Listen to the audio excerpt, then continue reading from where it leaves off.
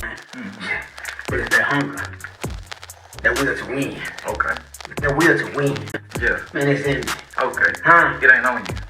It's in me. It's in me. I like that. Yeah, right here. I see it. Yeah, it pushes me. It pushes me. Yeah. Yeah. Yeah, the will to win. Okay. And you gotta win. Yeah. And I am gonna win. Yes, sir. By all costs. Okay. Yeah, just like that. In order to beat the man, you got to work.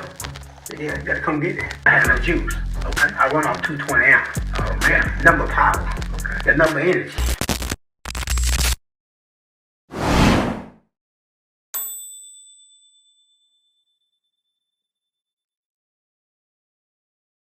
Podcast. We got Jay Tucker. How you doing? What's up, bro? Man, it's been a while. It's been a while, gang. A lot that went on, man. Oh yeah, almost 3 years. 3 years. Almost 3 years. 3 years. And you was highly requested to get on this show. So That's what's up. Thanks to whoever requested it. okay, That's probably the only request I done got in life so far. hey, shoot, hey. I mean, it was a serious request. So That's what's up. because of your old video, That's you know, what's up. she liked the stuff that you was saying, so she was like, go with him again. So I reached out, and I'm glad you took time out of your busy schedule to come through. For sure, man. To the It's all studio. love. It's all love. Yeah, we in the studio now. You know, Yeah. so I ain't gotta come to Doing your big house. things. I love it. Yeah, Yeah. my own studio. That's So. what's up, bro. And it's Like the, excellent. Yeah, and it's the Full Motion Podcast. Yeah. Full Motion Podcast. There we go. Hosting that, putting it up. We gotta exalt each other. We gotta promote each other. Gotta promote and support each other, bro. And I'm gonna do that with every ounce of me. I believe it. I appreciate it.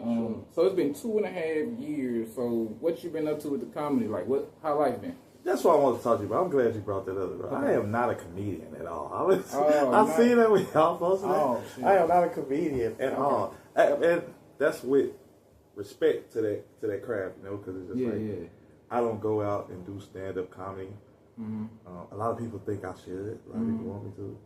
But, I don't do that, so I don't want to take on a title, But, man, I've just been working, bro, trying to raise my son. He's 7 now. You call me a comedian. That's the funniest person on earth. Yeah. So, yeah, I've just been raising my son, working 2 jobs, trying to be a good black man. Okay.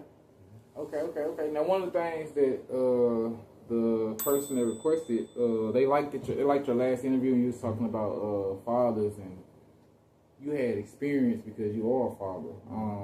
Do you still feel the same way about that? Has anything changed? Has something happened in life to where you feel like, maybe you take a step back from certain things to give the fatherhood more time? How's this going? Man, first off, I still feel the same way, but I got some new insight on fatherhood. I feel like it's one of the best things a man could be, but I also feel like it's one of the most disrespected positions on earth. Why is that? Because, especially in our culture, in our race, and even in our generation, like we have been taught and we have been kind of guided and coerced into prioritizing and exalting motherhood, which is great. We need our mothers. Yeah. We need our mothers. But we also need fathers. Yeah. Right? And because people don't understand the sacrifices of a father, people don't understand the degree of fatherhood that it takes for us as black men just to even be present in America, they dismiss it. You know what I'm saying? Just like a lot of things that man go through or man have, even our fatherhood is dismissed sometimes.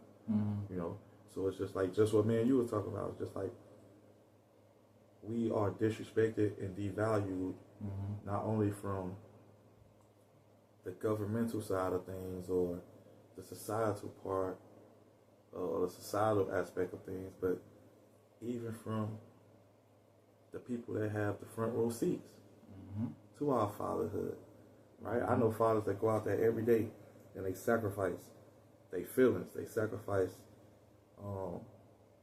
their desires and they wants and they will, just to be present fathers. Yeah.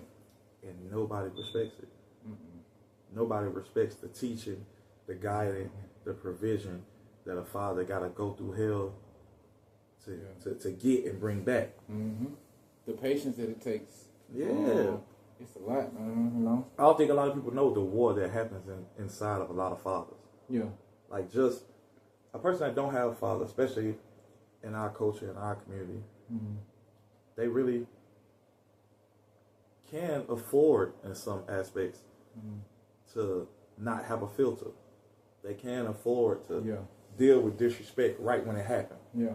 Like somebody hey bro, you stepped on my feet, man. Yeah. Oh, but a father, he gotta sometimes take his foot getting stepped on and shut his mouth, because at the frontal lobe of his mind, his kids is priority. Just being there. Sometimes you ain't even in the home with your kid. Sometimes your kid is in a home with somebody that's unfit.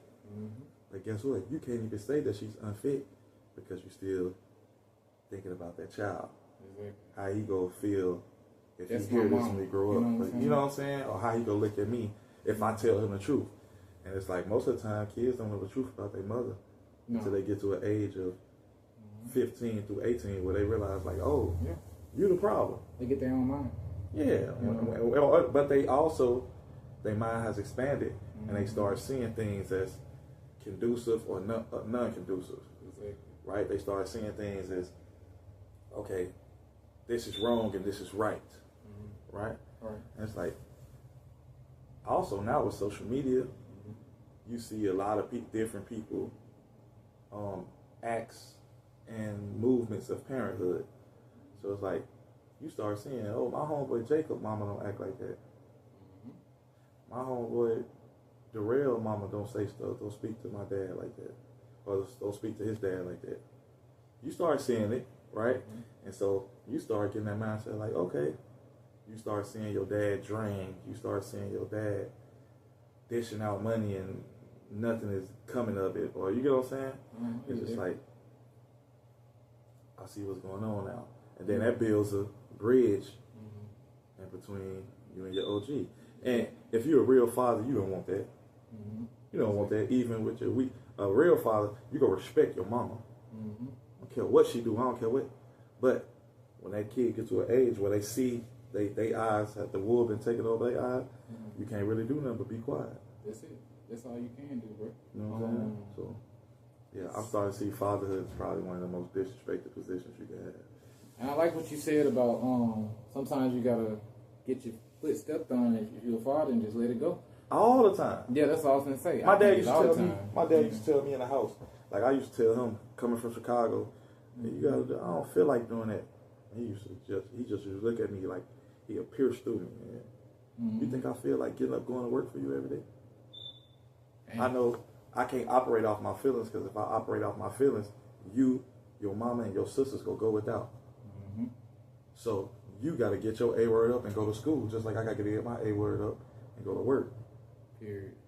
Guess what? That set a foundation for me. Yeah. As a little child, as a boy, as a preteen, that a man disregard his feelings and dismiss his feelings a lot, just to be the protector and the provider that God created him to be. Yeah. You know what I'm saying? And it takes you're not gonna understand till you become that man, you know. Yeah. Like, oh, that's why Dad probably was not acting like this, or oh, that's why, you know, like, dang, he ain't like that job for 15 years. For and he sure. did it. And like you said, like your dad told you when you was little, I still gotta work for you. Yeah. You know what I'm saying? I can imagine how you felt like, dang, you working for And the crazy thing about my dad, my dad he's touching 70 now. Yeah. My mama just hitting her 50s. Yeah. So it's like, when he married my mom, or when he moved up from Chicago, he was at retirement age then. Yeah. So think of what mold you in. So, okay, I got to push off retirement for at least another 15 years. At least. To take care of these kids. Yeah. And he did that. Dang. Never cried, never mumbled, never, you know what I'm saying? So it's just like, in my life, I'm the only boy in my family. So in my life, not saying my sisters love my dad, but it's a lot of the things that me and him talk about, they will never have the capacity to understand. Yeah. Even though my sister, I got two sisters that's great mothers. Both of them are great providers. But they will never understand that from a father perspective. They'll never understand that from fatherhood, from husbandhood. You know what I'm saying? Yeah. It's just different. You just wired different. And there's some things a mother can't teach a child, even if it is a daughter. That's for sure. They not gonna listen the same. Yeah. You know, like they need their father. Like it's not like they always got their mama. You know, they came through their mama. Well, your mama can't teach you the intricacies of what to look for when you picking out a husband. Yeah. A father can. Definitely can. A father can tell you, hey man, if that man ain't got initiative to get up and go to work without you pushing him, you don't need to deal with him. Exactly. And a father can see that from how that boy get up and go to school. A father can tell that from how his mama talk about him. A father can tell that by how another father talk about his son. You know what I'm saying? Mama ain't gonna do that. Mama go peep. Or she gotta see you do some stuff or hear about an action or something like that. But daddy can see how he walk in your house. Daddy can see what's to him just by him walking in. Oh, that ain't gonna work. Wow. Exactly. And that's what's missing in a lot of homes. No matter what the race or the color, it's just that guidance. That's the guidance. I mean, a man comes with a woman. A woman comes with a man. How you think we got the kids? Exactly. That's so why I hate. We gonna have the kids, and then we gonna leave. That's a fact. That's why I hate the equality argument. That's the goofiest thing in the world. We were never created to be equal. We were created to be complements to each other. I know that's insane.